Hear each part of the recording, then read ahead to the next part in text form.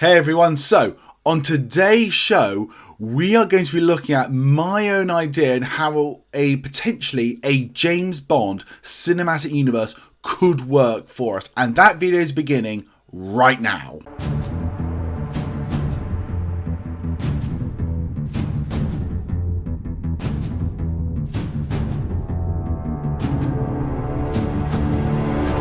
Now that we've got the Daniel Craig era back in our review mirrors now, we're very much as Bond fans looking forward to Bond 26. What is it going to give us? What is this new iteration of James Bond going to be? And for me, one of the things I keep hearing a lot throughout all the times I've done like YouTubing and even beforehand is this idea, if you will, of the James Bond cinematic universe. I think with the Daniel Craig era of James Bond being so much more interconnected than previous eras, it really has opened the discussions about that. I think the other big factor that people have been thinking about when it comes to Bond with a cinematic universe is obvious comparisons to the Marvel cinematic universe.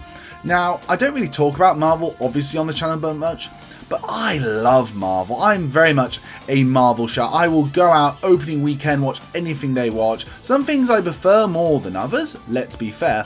But overall, I actually think what's great about Marvel is they have shown that this potential cinematic universe can work.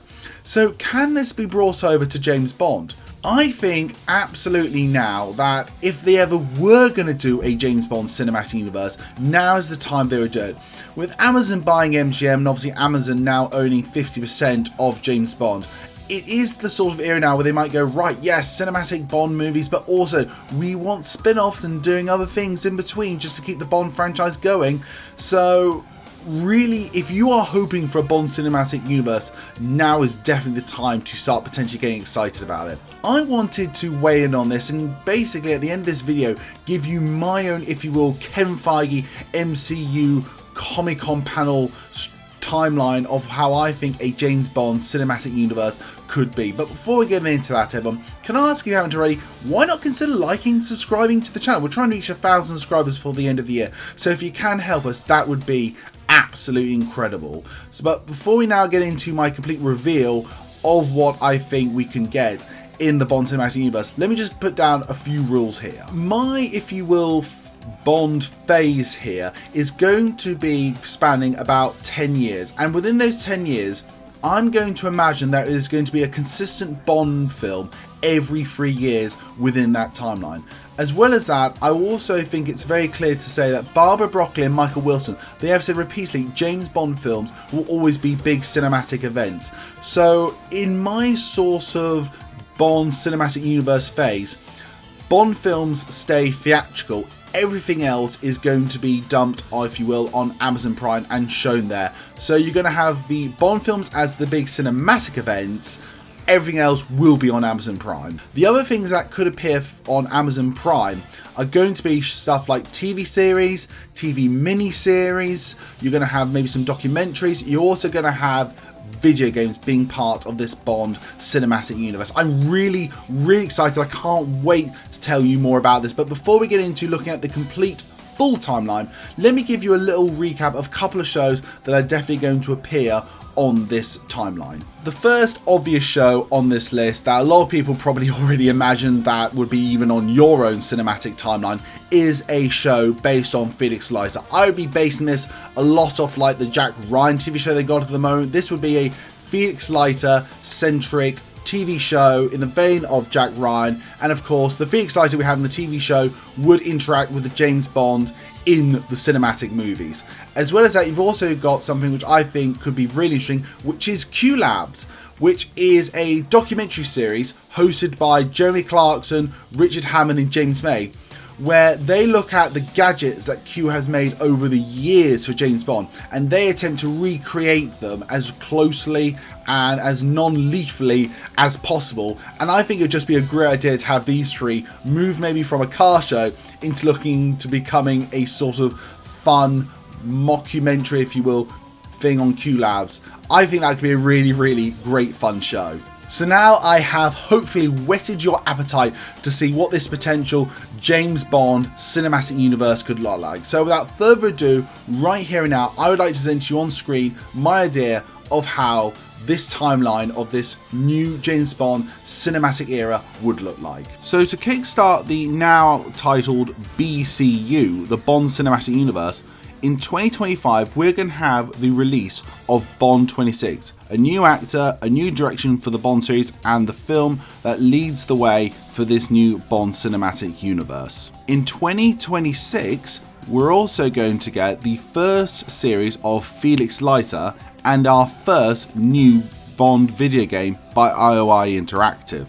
In 2027, we're going to get 2 series come out on Amazon. The first one is the animated show, as mentioned, Pre-Title Adventures. This is going to be little 5 to 10 minute episodes of potential pre-title sequence stories with an animated version of our current James Bond, as well as a new mini-series entitled Commander Bond.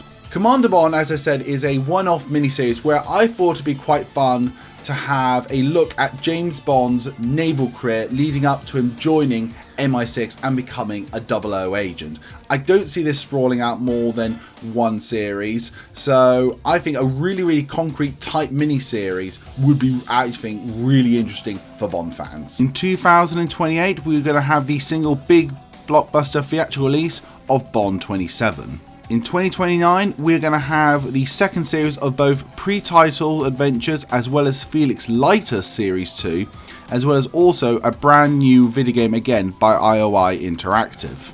In 2030, you're going to get some brand new content to the BCU with the miniseries Q Labs. Following that, we also have the first series of the MI5 show, National Defence Series 1. The National Defence is all about MI5, very akin to the old BBC show Spooks. Now, this is a show obviously about dangers and threats towards England only, and is going to be set purely around England. But I imagine in this show, maybe you might have some cameo appearances by M and Moneypenny, and maybe Q popping in, but it's going to be very much its very own standalone thing. But it's going to be a lovely little contrast, I think, to the workings of Bond and MI6, just to see what's going on and the defence that's happening here in the UK with MI5 with National Defence. And in 2031, again, like what we had 3 years previously, we have the next big James Bond adventure, Bond 28, arriving in 2031.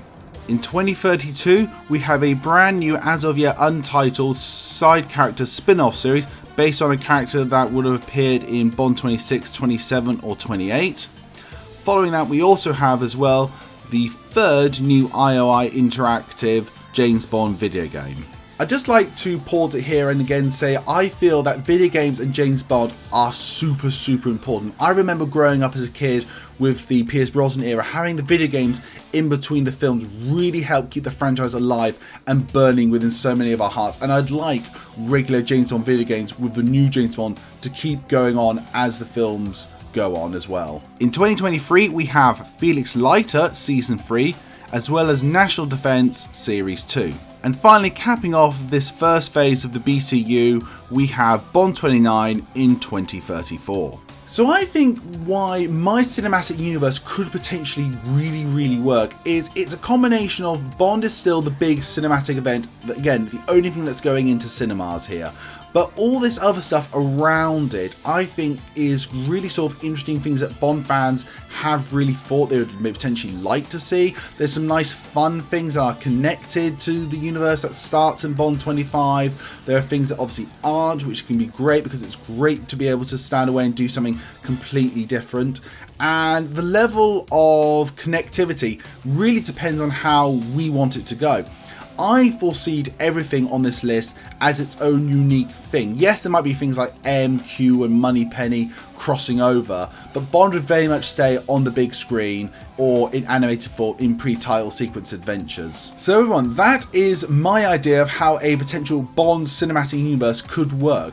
But I want to know, what are your thoughts about this? Do you like this idea? Do you not like that idea? Do you think I'm just like, no Henry, don't do this? Or actually, do you know what? This could actually potentially work, Henry. I want to know. Comment down below and tell me your thoughts and feelings on this. As always, everyone, my name's Henry Stevens and I'm the Bond Geek. Goodbye.